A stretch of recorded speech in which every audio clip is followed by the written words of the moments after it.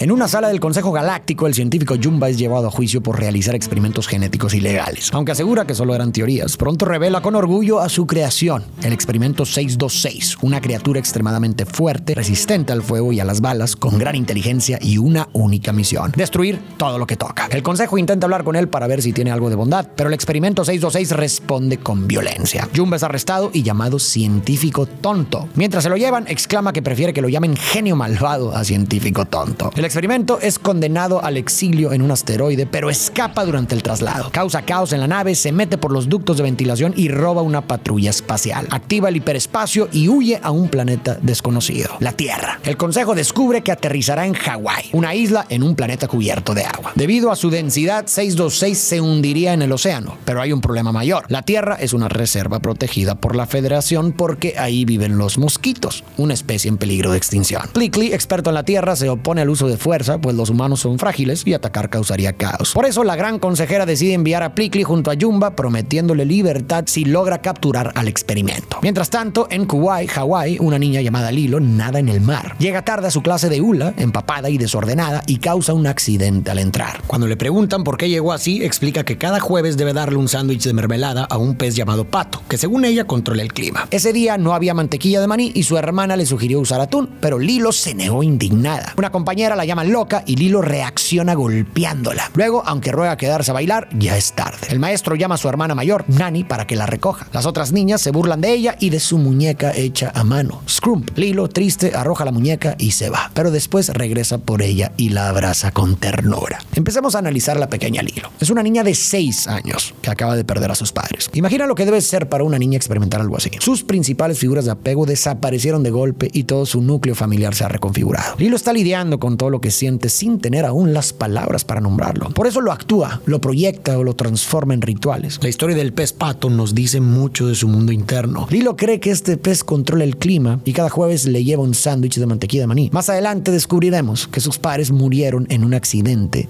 mientras llovía. Por eso, para Lilo, es muy importante apaciguar al pez que controla el clima. Ese ritual es una forma de intentar recuperar el control. Tal vez si ese día Pato hubiera recibido un sándwich, sus padres seguirían vivos. O tal vez si le sigue llevando el sándwich, no volverá a perder a nadie más. En ese gesto hay trauma. Es una manera muy de niños de lidiar con la culpa, con la impotencia o con el miedo de que la vida vuelva a arrebatarle algo que ama. Por eso también es comprensible que Lilo haya reaccionado con tanta agresividad cuando su compañera se burló. Su compañera, sin saberlo, de alguna manera tocó o incluso insultó la herida de la pérdida de sus padres. Y esa reacción también nos dejó ver que dentro de Lilo hay mucha furia, mucho enojo, que no sabe cómo ni a dónde dirigir. Y esta idea quiero que la guardes porque más adelante la voy a retomar. También a través de esta interacción podemos entender por qué Lilo es excluida por sus compañeras. Ellas no comprenden sus gustos e intereses, su manera de pensar ni el dolor que está viviendo. Y por eso la rechazan y se burlan de ella. Cuando alguien no encaja, el grupo lo margina. Es triste, pero pasa todo el tiempo. Y después vimos que Lilo aventó a su muñeca, pero luego se arrepintió, la recogió y la abrazó. Esa reacción me conmovió mucho porque sentí que Lilo se vio a sí misma en la muñeca. Las compañeras despreciaron a la muñeca y luego Lilo la tiró como si también la rechazara. Pero después se compadeció de ella porque se reconoció en su abandono. Y entonces la levantó y le dio el abrazo que también desea para sí misma. Cuando Nani llega a la escuela, Lilo ya no está.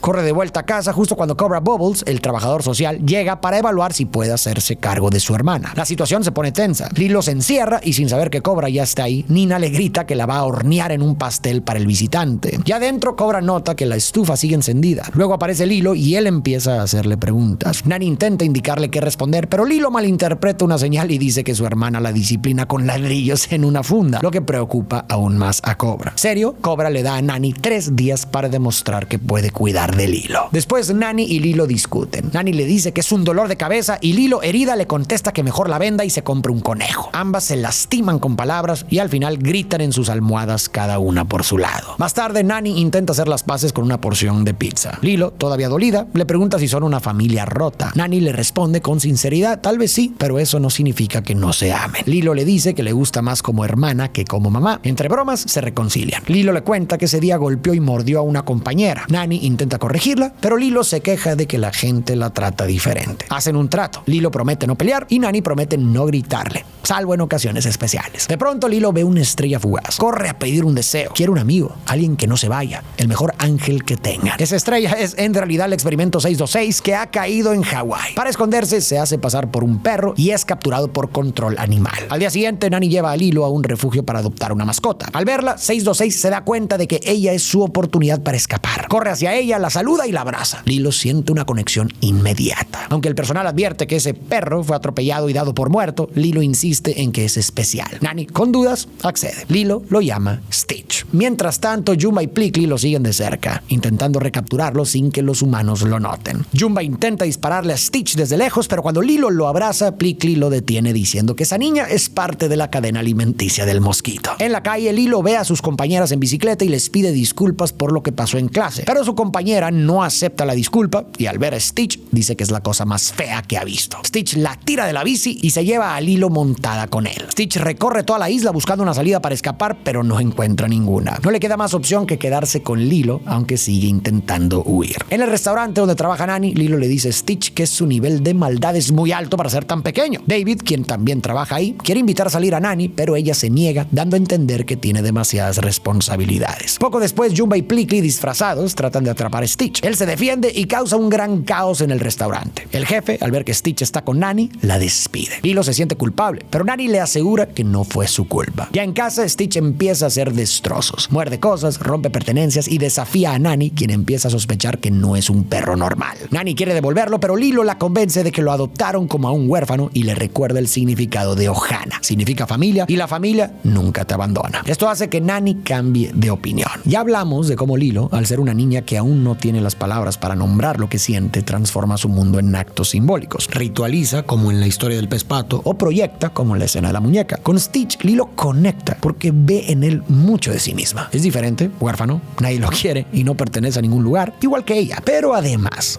como dijo la propia Lilo, Stitch tiene un grado de maldad, entre comillas, bastante alto para ser tan pequeño. Tiene impulsos destructivos, reacciona con violencia, rompe cosas, muerde, araña y lanza gritos salvajes. Y esa rabia, Lilo también la entiende. Como sugerí antes, dentro de Lilo hay mucho enojo que no sabe a dónde ir. Un enojo que se desborda en momentos, que la lleva a golpear a su compañera, a discutir con Nani y a gritar. Es una parte de ella que tal vez incluso le da miedo o culpa sentir. Piénsalo, Stitch es una criatura con apariencia tierna pero llena de caos. Una criatura que destruye sin pensar y que responde con agresión a la mínima amenaza. Pero a la vez es alguien que está perdido, que no entiende qué hace aquí, que no sabe cómo comportarse y que solo quiere pertenecer. Y esa también es Lilo. Y en ese sentido, ayudar a Stitch a calmarse con paciencia, ternura y amor también es su manera de hacer lo mismo consigo misma. Cuando ayudas a otro a lidiar con su caos, muchas veces estás aprendiendo también a lidiar con el tuyo. En la habitación, Stitch sigue rompiendo todo. Lilo le dice que siempre destruye y le pregunta por qué no intenta hacer algo diferente. Entonces Stitch construye una ciudad de cartón como San Francisco, solo para actuar como un monstruo que la destruye. Desde lejos, Jumba observa y se burla. Dice que Stitch fue creado para destruir y que no puede cambiar eso. Pero luego nota algo. Stitch ya no tiene nada que destruir y nunca le dio otro propósito. Se pregunta cómo será vivir sin uno. En ese momento, Stitch toma un libro sobre el patito feo y le pide a Lilo que se lo lea. Ella le explica que el patito se sentía triste porque estaba solo, pero que su familia lo encontró y entonces fue feliz porque al fin tenía un lugar donde pertenecer. Al día siguiente, Cobra Bubbles llega a la casa tras enterarse de que Nani perdió su empleo. Justo cuando ella intenta explicarle, Stitch le lanza un libro. Cobra se enfurece y le advierte a Nani que necesita conseguir trabajo de inmediato y que espera que Stitch se comporte como un buen ciudadano la próxima vez que lo vea. Ahora bien, vale la pena reconocer a Nani. Lilo no es la única atravesando la pérdida de sus padres. Nani también está de duelo. También está lidiando con un dolor enorme, pero no tiene espacio para expresarlo abiertamente. Siendo tan joven, apenas saliendo de la adolescencia, ha tenido que ponerse al frente de una situación para la que nadie la preparó. De la noche a la mañana dejó de ser hermana para convertirse en madre, responsable del bienestar de una niña que también está rota. Tiene que cuidar, contener, trabajar, enfrentar autoridades que cuestionan su capacidad de ser tutora y al mismo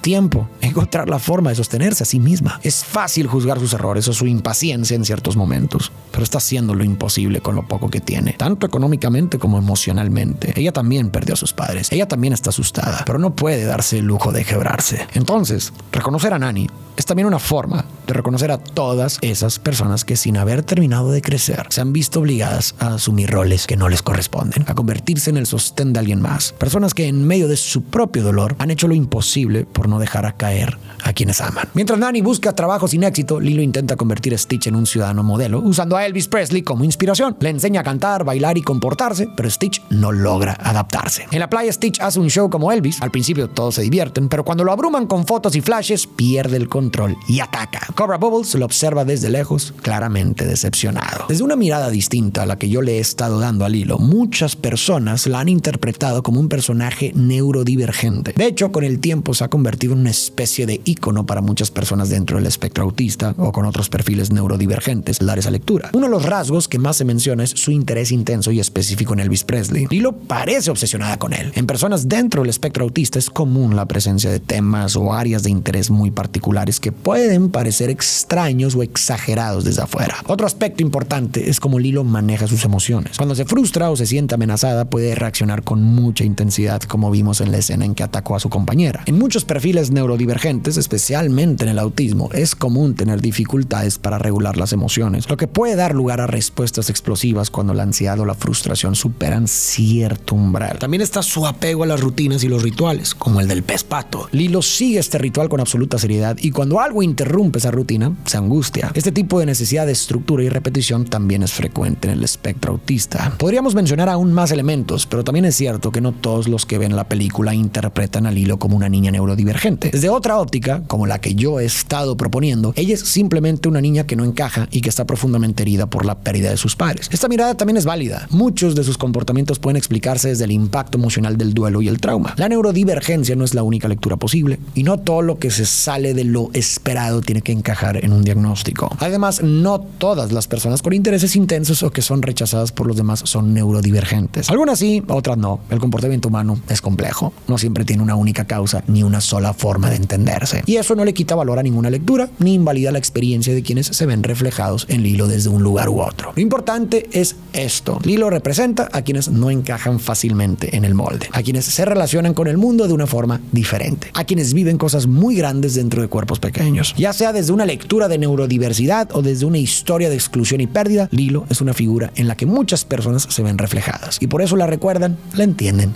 y la quieren. David intenta animarlas y las lleva a surfear. Por un momento todo parece ir bien. Stitch se divierte en el agua con Lilo y Nani. Aunque no sabe nadar, se lanza una y otra vez porque empieza a sentirse parte de la familia. Pero Jumba y Plickly lo encuentran y al intentar capturarlo provocan un accidente en el que Lilo casi se ahoga. Luego Stitch se hunde y es David quien lo rescata. Cobra presencia toda la escena y preocupado le dice a Nani que volverá al día siguiente para llevarse a Lilo. A solas, David le dice a Stitch que siempre creyó que Lilo y Nani saldrían adelante hasta que él llegó. Tristes, Lilo y Nani regresan a casa. Stitch las observa mientras Nani le canta a su hermana. Antes de dormir, Lilo le muestra a Stitch una foto de sus padres fallecidos y le cuenta que murieron en un accidente mientras llovía. Luego le pregunta por los suyos. Dice que lo ha escuchado llorar por las noches y cree que por eso destruye cosas y la empuja. Desde mi perspectiva, esta escena es importantísima porque respalda la lectura que he venido desarrollando sobre cómo Lilo ve en Stitch su propia furia y agresividad. Cuando le preguntó por sus padres y sugirió que al no estar con ellos, él reaccionaba rompiendo cosas o atacando, en realidad está hablando desde su propia experiencia. Ella supuso eso porque es lo que ella ha sentido y también lo que ha hecho. Lilo le dice que su familia es pequeña y no tienen muchos juguetes, pero que si Stitch quiere, puede unirse. Le enseñarán a ser bueno. Aunque también le dice que si decide irse, lo recordará siempre, porque nunca olvida a los que se van. Stitch, sintiéndose fuera del lugar, se va solo al bosque con el libro del patito feo, repitiendo que está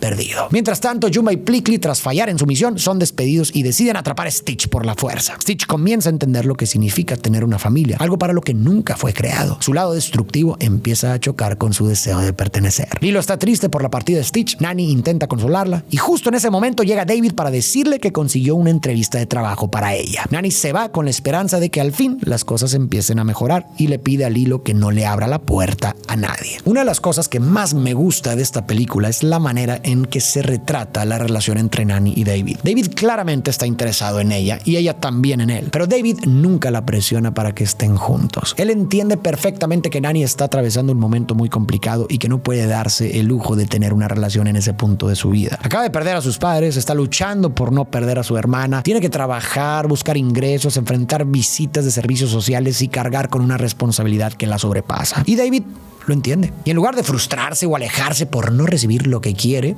la apoya y la acompaña sin invadir. En un mundo donde muchas veces el afecto viene condicionado, te ayudo si me correspondes, o estoy contigo si me das lo que yo espero. David está ahí, aunque en ese momento no puede recibir lo que quisiera. Está porque le importa, porque es una buena persona. A veces lo más generoso que uno puede hacer por alguien que quiere es no pedirle nada y quedarse sin esperar recompensa, como lo está haciendo David. Cuando Nani se va, Stitch vuelve a la casa perseguido por Jumba, quien le dispara con su láser. El caos estalla en el hogar de Lilo. Ella llama a Bubbles para decirle que unos extraterrestres están atacando su casa. Plickly, nervioso, intenta intervenir mientras Stitch corre con una motosierra como si fuera un juguete. La situación empeora cuando Stitch y Jumba empiezan a lanzarse una pistola de plasma que está a punto de explotar. Plickly agarra a Lilo y escapa justo antes de que la casa explote. El incendio llama la atención de los bomberos y Nani, que volvía ilusionada tras una buena entrevista de trabajo, encuentra su casa en llamas. Cobra, al ver lo que pasa, decide que Lilo no puede seguir viviendo ahí. A pesar de las súplicas de Nani, la separa de su hermana. Pero Lilo logra escapar corriendo al bosque. Stitch, afectado por lo que ha pasado, encuentra entre los restos la fotografía familiar y va tras Lilo. Le muestra sus 4 brazos y Lilo descubre que también es un alien. Dolida, le pide que se vaya. Antes de que puedan seguir hablando, el capitán Gantu los atrapa con una red. Lilo es encerrada como si fuera una prisionera. Stitch logra escapar antes de que la nave despegue. Nani lo ve y lo enfrenta, pidiéndole que le diga dónde está su hermana. Justo cuando está por explicarse, Jumba lo captura de nuevo. Nani exige respuestas y al final Jumba y Plickly admiten que Lilo fue llevada por Gantu, pero dicen que no pueden hacer nada. Cuando todo parece perdido, Stitch se acerca a Nani y le dice una palabra que lo cambia todo: Ohana. Nani la recuerda. Ohana significa familia y la familia nunca te abandona. Eso basta para que Jumba, conmovido a regañadientes, decida ayudar. Con Nani y Plickly se lanzan a una misión para rescatar a Lilo. Mientras tanto, Gantu contacta a la gran consejera para informar su logro, pero es interrumpido por Stitch, quien irrumpe en su nave impulsado por la explosión de un camión cisterna. En el enfrentamiento, Stitch derrota a Gantu, lo lanza por los aires y rescata a Lilo, cumpliendo su promesa de no dejar a nadie atrás. Ya en tierra, la gran consejera llega para llevarse a Stitch. Él le pide despedirse. Frente a todos, le dice que esa es su familia. La encontré yo solo. Es pequeña y está rota, pero es buena. Lilo, astuta, le muestra sus papeles de adopción. Legalmente, Stitch es suyo y llevárselo sería robar. Bubbles, que resulta ser un exagente de la CIA, confirma que los alienígenas respetan las reglas. La gran consejera acepta que Stitch cumpla su exilio en la Tierra y Lilo y su familia quedan bajo protección oficial de la Federación Galáctica. El caos queda atrás. Stitch se convierte en parte real de la familia. En las escenas finales se les ve reconstruyendo su casa, compartiendo momentos felices, y en la última imagen, una nueva foto familiar muestra a Stitch sonriendo por fin en su nuevo hogar. La familia de Lilo y Nani se había roto tras la muerte de sus padres y ambas estaban atravesando muchas dificultades para adaptarse a su nueva realidad hasta que llegó Stitch, y esa familia que estaba rota terminó poco a poco uniéndose. Y lo curioso, o quizás lo más hermoso, es que el nombre de Stitch significa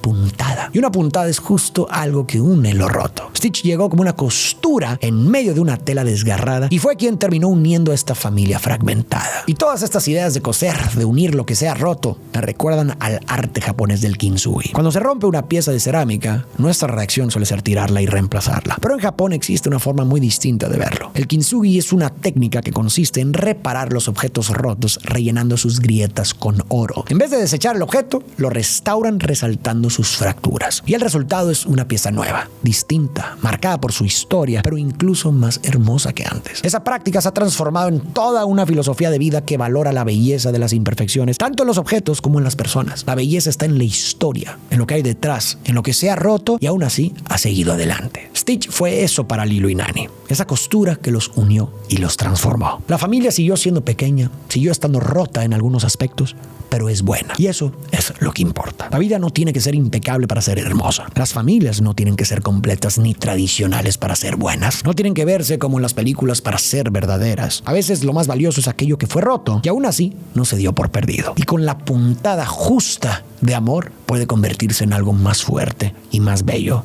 que antes. Para ti que llegaste hasta el final, muchísimas gracias por ver el video completo. Quiero agradecerte también por todo tu apoyo y recordarte que si no te has suscrito a mi canal, lo hagas en este momento. La verdad me apoyarías bastante y así también te aseguras de no perderte ninguno de mis videos.